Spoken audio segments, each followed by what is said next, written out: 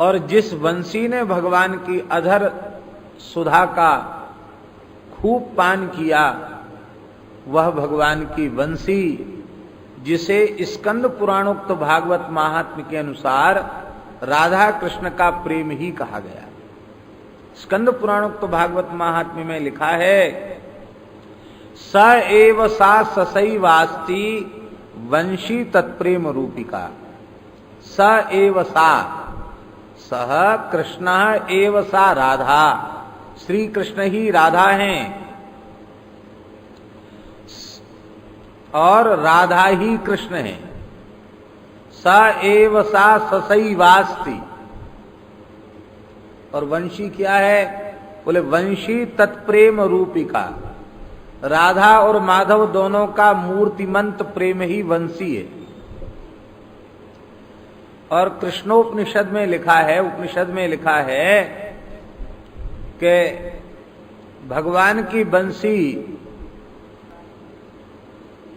और इनके पिताजी ने बहुत बड़ा आदर दिया था। उसका कारण यह था कि वो ज्योतिष शास्त्र के बड़े प्रकांड पंडित थे।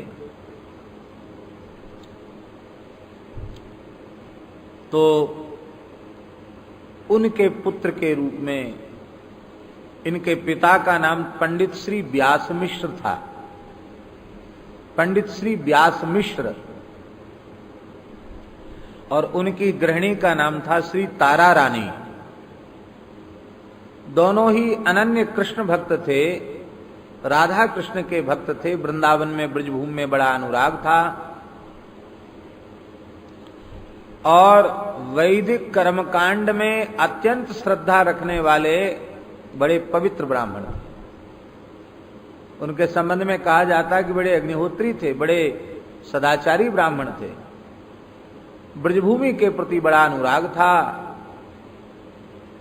अपनी गृहिणी को आसन्न प्रसवा जान करके ब्रज में आ गए। ब्रज में ब्रज यात्रा करते करते आज भी मथुरा के निकट बाद गांव है, 84 कोस ब्रज में ही आता है। और बाद गांव से ठीक सामने गोकुल है। यमुना जी, सीधे सीधे जाओ तो यमुना जी, और इसके बाद गोकुल, और एक दिशा में रावल, राधा रानी की प्राकट्य स्थली। वहां आपका वैशाख शुक्ल एकादशी को जन्म हो गया बाद ग्राम में। और फिर जीवन बड़ा विलक्षण, आपका चरित्र तो क्या कहना, बड़ा अद्भुत उनका जीवन चरित्र है। स्वयं राधा रानी ने बाल्यकाल में प्रकट होकर आपको मंत्र दीक्षा दी। आपकी मंत्रोपदेष्टा राधा रानी ही थी। और बहुत प्रसिद्ध बात है कि जब वे पालने में झूल रहे थे उस समय एक श्री नृसिंहाश्रम जी करके एक दंडी सन्यासी महापुरुष आए, जो उनके शरीर संबंध में भी कुछ लगते थे। तो उनको अनुभूति हुई कि बहुत दिव्य बालक ने जन्म लिया है, तो मैं वृद्ध हूं, दर्शन करके आऊं। तो उनको उत्तम अधिकारी जानकर उन्होंने, वो समझ गए कि ये कौन है, तो पूछा कि जो रस पिया है हमको भी पिलाओ। तब उन्होंने राधा सुधा निधि का उच्चारण किया, जब वे पालने में झूल रहे थे तब। तो लोकोत्तर महापुरुषों का चरित्र ऐसा ही होता है। एक कुएं में से उन्होंने ठाकुर जी को प्रकट किया, वो आज भी देववन में विराजमान है, हम दर्शन करके आए हैं। श्री नवरंगी लाल जी। राधा रानी ने आपको मंत्र दिया और पिताजी विश्वास नहीं कर रहे थे कि ऐसे किसी को कोई मंत्र दिया करता है क्या। आप बालक थे, कहा मंत्र, लिखा हुआ मंत्र चाहिए। तब ठाकुर जी ने कहा कि जो पीपल का वृक्ष है उसके पत्ते के ऊपरी भाग पर और वह मंत्र अंकित है, तो पीपल का पत्ता आपको प्राप्त हुआ, उसमें मंत्र, लिखित मंत्र था, ऐसा भी वर्णन मिलता है। समय से यज्ञोपवीत संस्कार हुआ, शास्त्रों का अध्ययन भी किया क्योंकि पिता बड़े विद्वान थे। लेकिन भगवान जिसको जिस काम के लिए भेजते हैं उसे वही काम करना पड़ता है नहीं, अब उसी काम के लिए भेजा तो उसको करना ही पड़ेगा।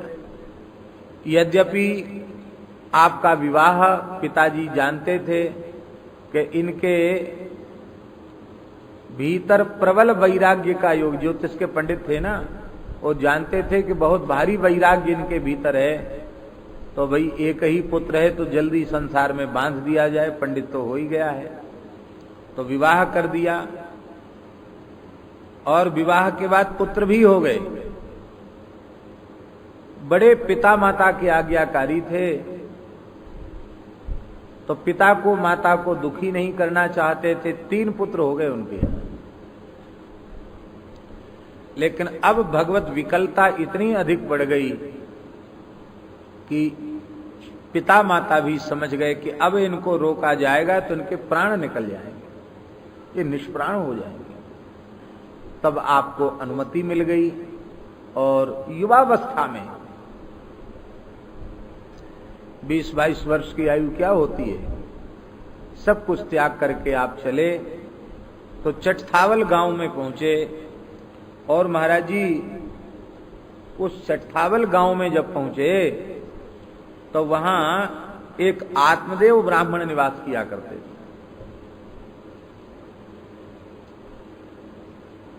उसी गांव में वृंदावन में इस समय जो विराजमान ठाकुर हैं श्री राधा वल्लभ लाल जी,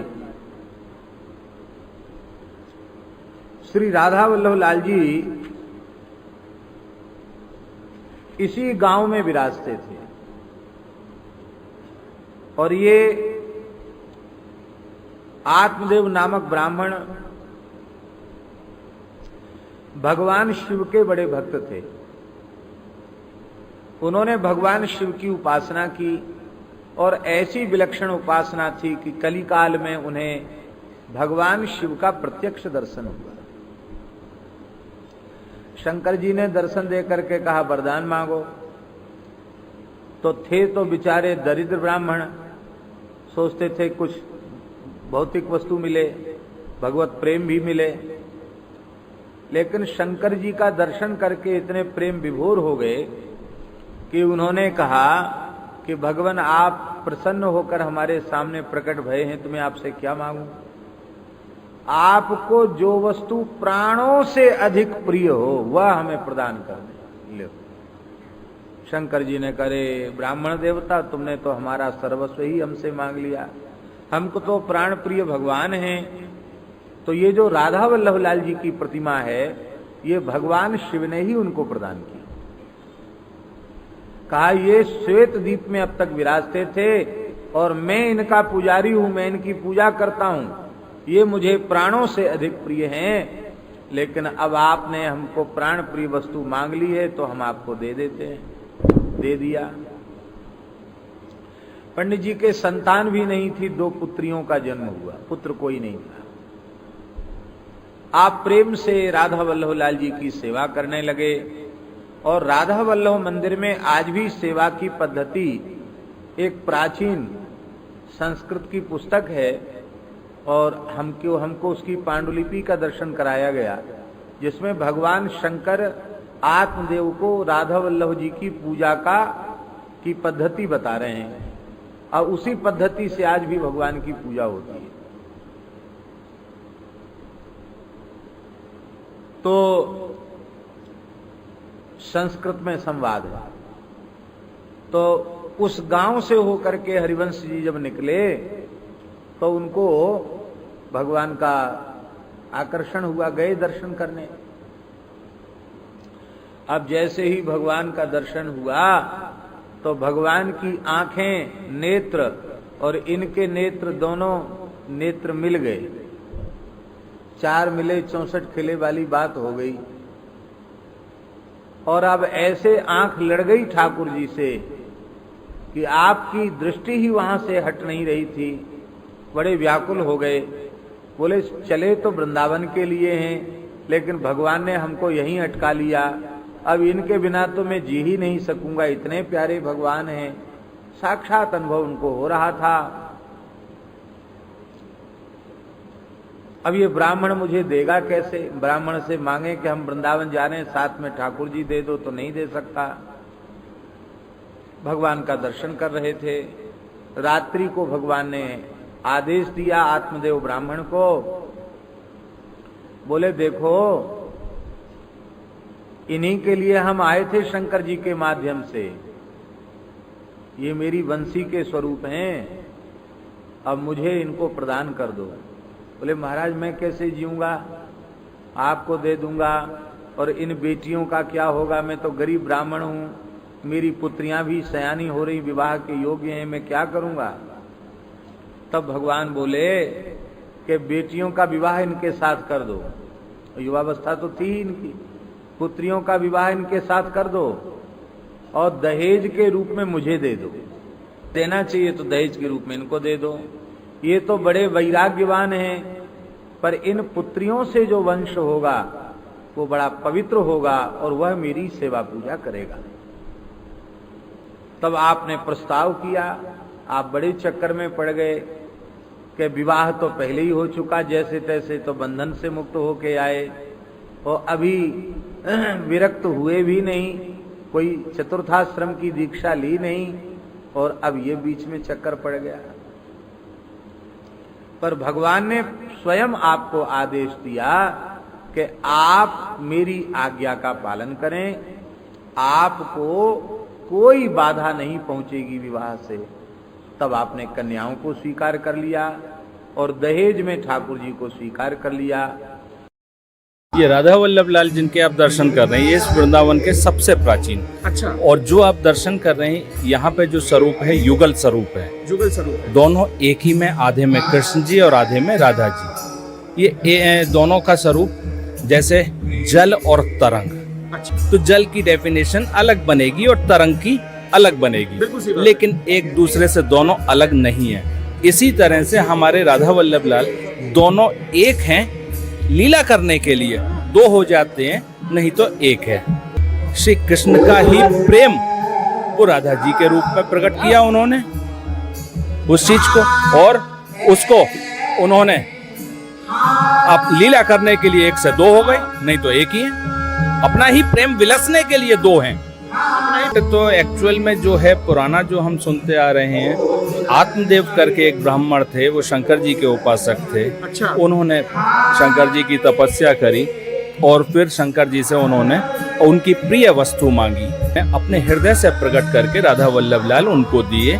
और ये सहारनपुर जिले में चिड़थावल गांव है, वो वहाँ के रहने वाले थे आत्मदेव जी। वहीं पर काफी समय तक उनकी कई पीढ़ियों ने इनकी सेवा करी है। हरवंश जी का जन्म बादग्राम, यही एकमात्र ऐसे आचार्य हैं जो ब्रज में पैदा, और जितने भी आचार्य हैं सब ब्रज के बाहर के। हरवंश महाप्रभु यहीं पे पैदा हुए हैं ब्रज में। ये मथुरा रिफाइनरी जो है वो आधी से ज्यादा हमारी जगह में ही है, हरवंश जी की ही जगह में है। तो वहीं उनका जन्म स्थान बादग्राम में, वहाँ पे बाल्यकाल उनका देवबंद में बीता है। उनके पिता व्यास मिश्र जी हुमायूं के शासनकाल में उनके मनसबदार थे। हुमायूं के मनसबदार क्या होता है? उनको मनसबदारी मिली हुई थी, जमींदारी टाइप की होती है। 34 वर्ष की उम्र में विवाह के बाद 3 पुत्र हो गए हैं उनके। उसके बाद में वो वृंदावन के लिए चले हैं। तो रास्ते में चिड़थावल में राधा रानी ने उनको मंत्र देके, दीक्षा देके, फिर उनसे कहा है कि इसी गांव में हमारी श्री विग्रह, हमें भी वृंदावन लेके चलो और वृंदावन